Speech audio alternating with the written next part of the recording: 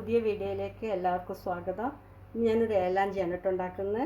അതിന് മൈദമാവ് എടുത്ത് വെച്ചിട്ടുണ്ട്. അപ്പോൾ നമുക്കിതിലേക്ക് ആവശ്യമുള്ള ഉപ്പിട്ട് കൊടുക്കാം.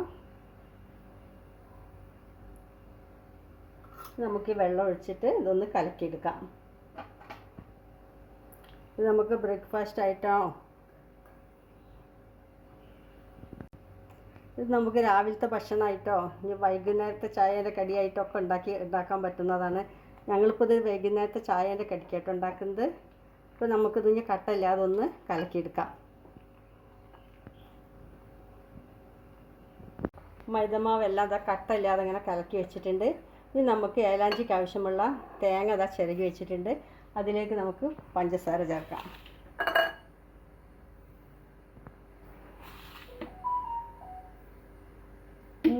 അതിൽ കുറച്ച് നല്ല ജീരകം കൂടി ചേർക്കുകയാണ്. ഏലക്കാപ്പൊടി ചേർക്കേണ്ടവർക്ക് ഏലക്കാപ്പൊടി ചേർക്കാം. ഞാനിപ്പോൾ ഇതിൽ ചെറിയ ജീരകമാണ് ചേർക്കുന്നത്. ഇതൊന്ന് മിക്സാക്കി എടുക്കാം.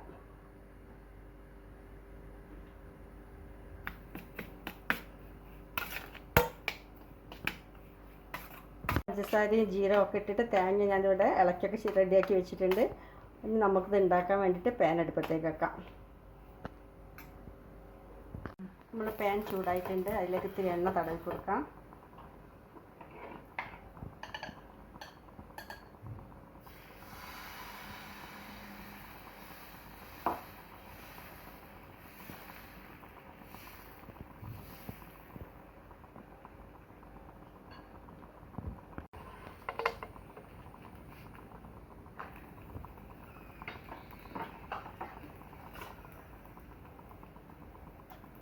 നമുക്ക് ഇതിൻ്റെ നടുക്കിലേക്ക് ഈ തേങ്ങയും ജീരകവും പഞ്ചസാരയും വെച്ച ഇതിൻ്റെ നടുക്കിലേക്ക് വെച്ച് കൊടുക്കാം.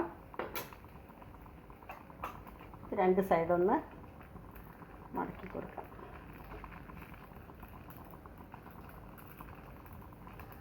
ഇനി എല്ലാം ഇതുപോലെ നമുക്ക് ഉണ്ടാക്കിയെടുക്കാം.